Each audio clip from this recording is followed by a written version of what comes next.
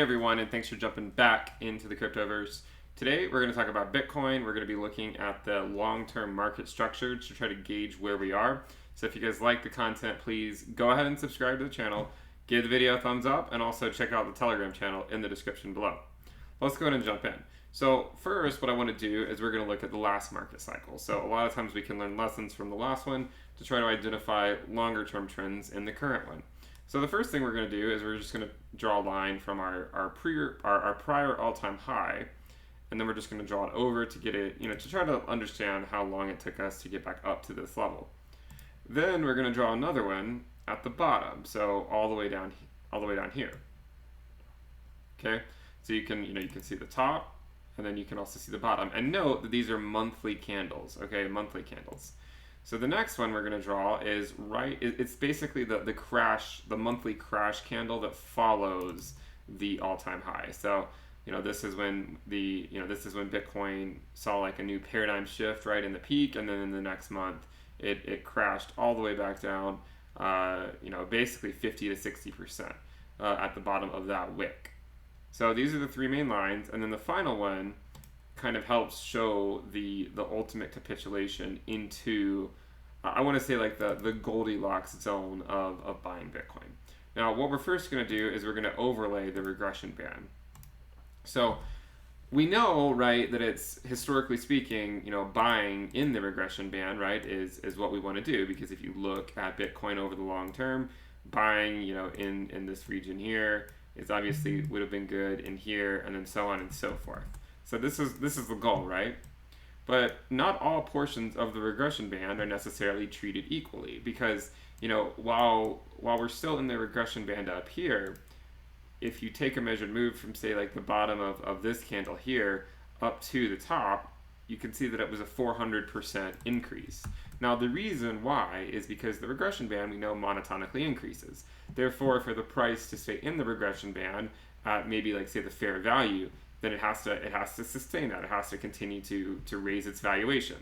Now, what this creates, right, is more or less like a Goldilocks zone of accumulation, and that is it's this region right here where it's at the lowest point on the regression band, but you can see that it comes well before the subsequent move later in the cycle, and then before we really break out of the regression band and then go to the higher regression band.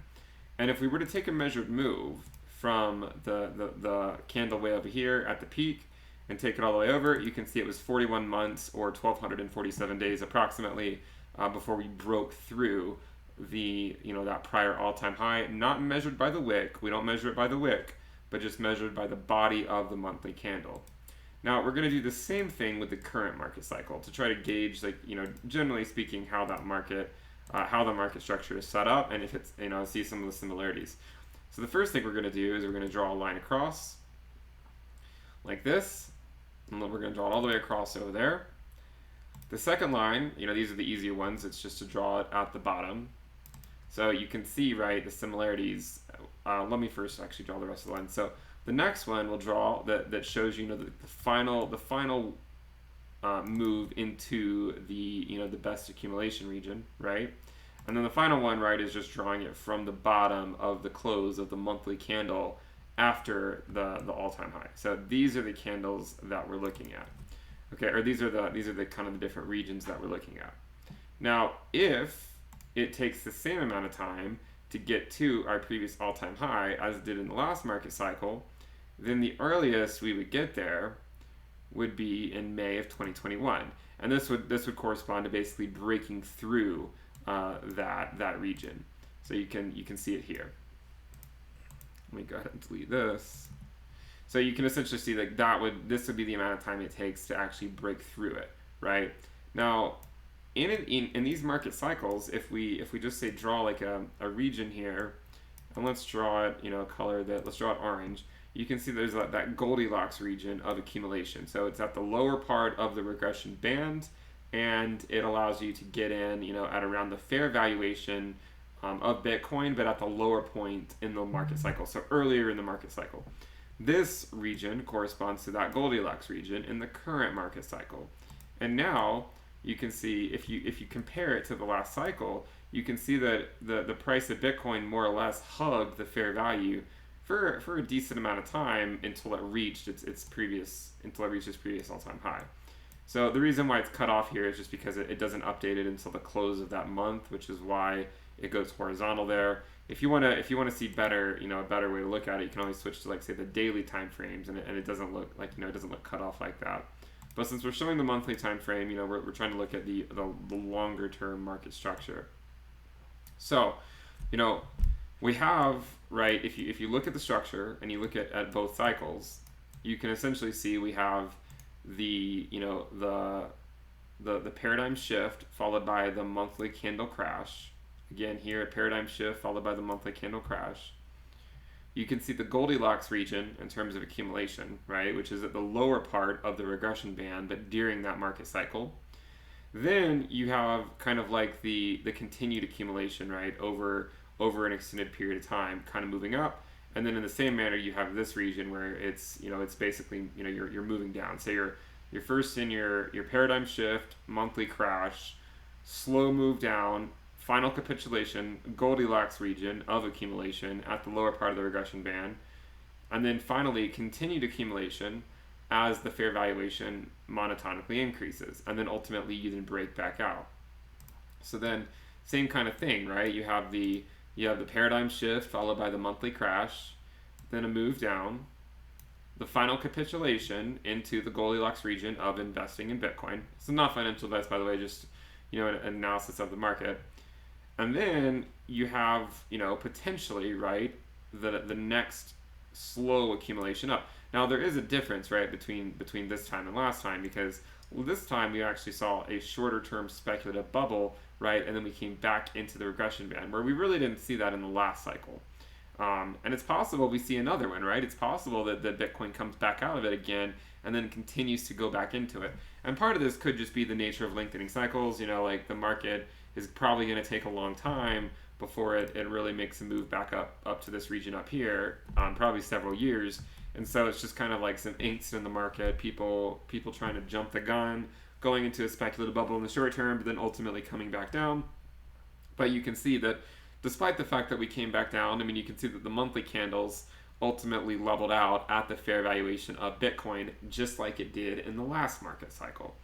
So, it's not hard to imagine if as the regression band continues, to go up like this, right? It's going to, you could imagine the price of Bitcoin more or less following that fair valuation. But of course, we reserve the right to see a short-term speculative bubble to then come back into it. Like, this is always a possibility. It's just the nature of cryptocurrency. So generally speaking, I just wanted you guys to see the general phase of the market cycle, kind of that the move up on the monthly candle, the monthly crash, followed by a slow move down, the final capitulation into the Goldilocks region of investing, and then a continued accumulation as we move up the fair valuation on the regression line. And then the same thing again, the new paradigm shift, the monthly crash candle, a slow move down, capitulation into the Goldilocks region, and then a slow move up. And then hopefully, whenever we break through, right, first of all, when we break through this, it's still not at the next all-time high because we had a wick that took us all the way to 20K. The top that I've drawn is only at 14K. So, ultimately speaking, it's probably gonna take a long time really to slowly build up and break this and then ultimately continue on. But we're gonna be here for the cycle. We're gonna be continuing to analyze it. So let me know what you guys think. And I will remind you, we do have the premium list. You can find that at intothecryptoverse.com if you want access to exclusive content. We do have a weekly report and a weekly premium video, and also a Telegram alerts channel to relay some of this information, and a Google Sheets risk dashboard where you can take some of the stuff that you're learning from the reports and then see kind of like the live values of it. So let me know what you guys think. Check it out. If you wanna get access to a discount, if you want a discount, you can always pay with crypto, and for 12 months you'll get a 15% discount and a lesser discount for 6 months. So I will remind you that the prices will be going up probably later in August, at least a few weeks from now, and if not late August, early September, I would guess, but probably late August. So if you want to get grandfathered in at the current prices, then go ahead and subscribe, and that way you're grandfathered in. The prices won't go up on you, but then new subscribers later on, they will go up. And over time, as the market cycle progresses, I will be doing less. I will be doing fewer premium, or I will be doing fewer public videos, and it'll be in favor of more premium videos, just as the market cycle matures. Because as the cycle continues to grow, and Bitcoin really starts to break out into another speculative bubble, then likely speaking, it'll be the people that say, are on the premium list early are going to be the ones more likely to say take some advice in terms of taking profits.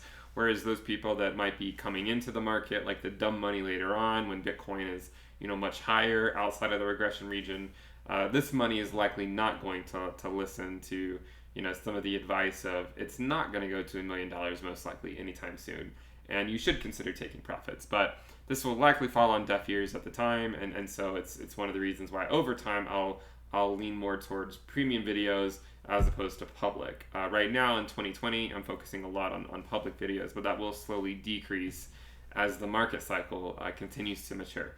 And if you want to get access, you want to secure access at the lower price, then go ahead and subscribe.